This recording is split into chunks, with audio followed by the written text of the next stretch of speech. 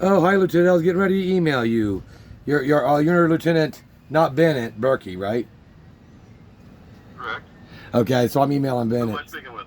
Oh, my name's Andrew. I'm an advocate. I'm calling concerning an event that happened, two events. One on January 22nd, 2026. The second event happened on February 15th, 2026. And it's concerning a victim by the name of Diane Pettit.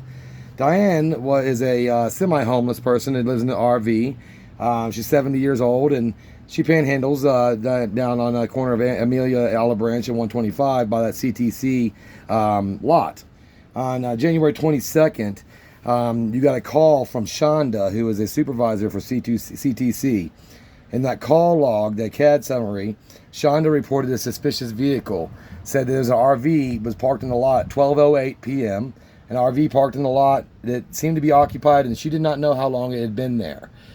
You had two officers that went to the scene. You had Officer Haught, Haught, and an Officer Wise, his Jewish name, Wise. It starts with starts with M. First initial, Weisel. First initial M, yeah. So those two responded. One of the officers, I believe it was Weitzel, spoke to her son John and told John that they were there. That they wanted to tow the RV, but he's going to go and try to talk to the occupants to see if they would move. And that's why he described to John as the events that happened. The CTC guy in a truck, the CTC truck, said he was going to tow the RV, but then your officer said, well, no, I'll go try to talk to them. Obviously, there are signage in that lot that says no overnight parking, commuter parking only, and several other things. And it has a consequence. If you were to violate that civil matter, it would be you'd be towed. It has a Mike's Towing insignia there to show who would tow you. It also has the .gov email to show that that's a government public fora, which is very important because at that point in time, at the end of the CAD report, it says that Weitzel advised Miss Pettit that she was trespassed or had to leave, is what I think how she described it. Not that she thought that she was trespassed permanently, but that she had to leave, which is interesting because obviously you can't trespass someone from a public property unless they've committed a crime. That's constitutional 14th Amendment law. So but that's what he put on the report. And on February 15th, you had Officer Mikhail Stevens driving by, initiated an officer-initiated stop, where he saw the RV parked in the lot, said in his narrative that he knew she was trespassed from both Poochie's place as well as the CTC lot, which is quite ironic because I have an affidavit saying that she wasn't trespassed from Poochie's place, so there's not really any way that he could know something that's not true. But because of his knowledge, he initiated an officer-initiated stop where he arrested and cited her for trespassing. And that is in court right now. Since then, I have done some records requests. I sent in a records request for 7 different pieces of information. Only 2 of them were honored. 5 of them were omitted, not with any legal reason for omission. And as the Ohio records law requires, but they were omitted, and I was sent back to CAD reports in the narrative.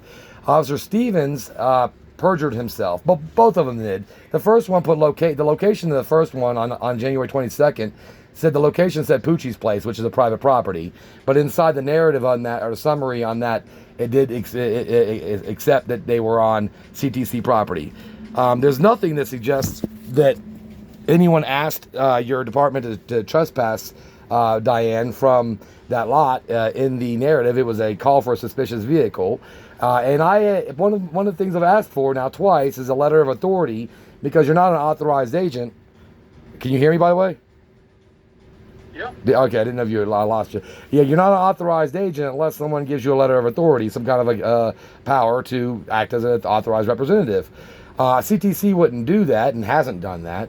So I put a public records request to find out what authority Stevens had even to trespass someone from that lot. That's been ignored by large in part. and no response has come. So I talked to Kathy today, another records clerk, who seems to think that I have to track down the records clerk of the records I'm looking for, the right custodian, which is another violation of Ohio open records request. Y'all have to forward it to the right records custodian if you don't have your communications. I don't know who does your communications, and it's not my job to find out. It's your job to get the records request to the person that needs to give me the records. So, that being said, obviously there are multiple. Now, the perjury that Stevens committed, so he actually committed very distinctly in a summary on February 15th, he said that, Michelle, what was the perjury that Stevens committed, the second one? He said that they were in Pookie's and that they were in Poochie's place, but they were actually still in CTC's lot, so and he put both of them in the report. And he put both in the report, contradicting one another.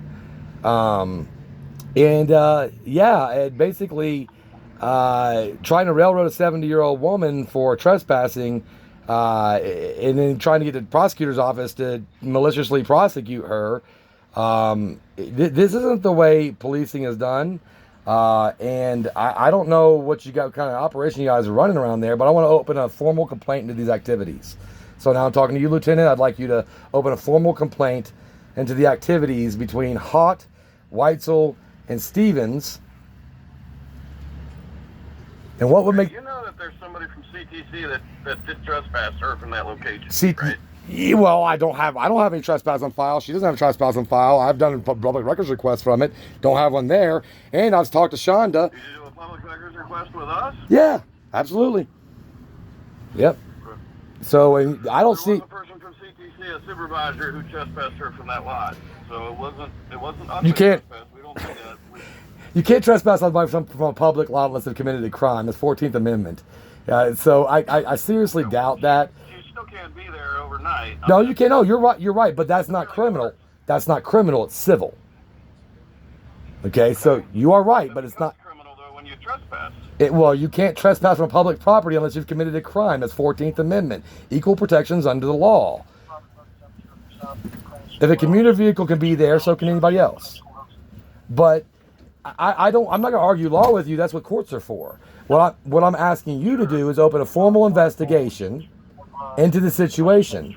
I'm sure the courts will explain to you, to your officers on Tuesday that you cannot trespass someone from a public property when there's a public access to that property. Do you want to come in? No, I don't have to come in. You have to take it over the phone. Are you denying my formal request for a formal investigation? What is the investigation for? I think I just described to you perjury twice on two of your officers, and then no perjury. If you lie, okay. Perjury is lying on an affidavit.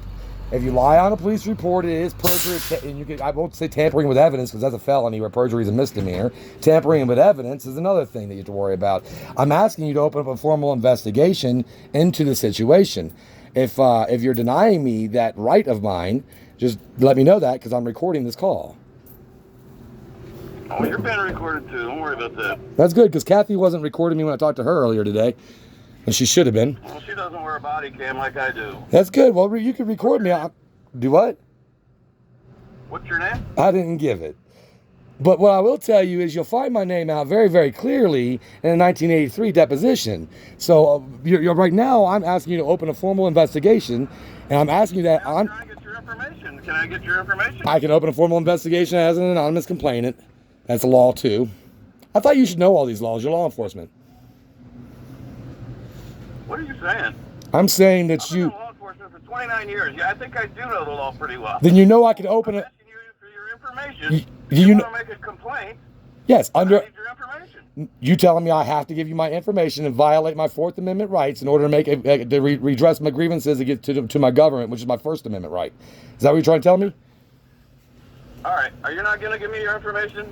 Are you going to take the complaint or not, Lieutenant? So is this conversation over? Is that what you're telling me? I will forward it. I will forward to BCI. If you don't do it, I will forward to the BCI and let them do it. Okay. Sounds good. All right. Have a good day.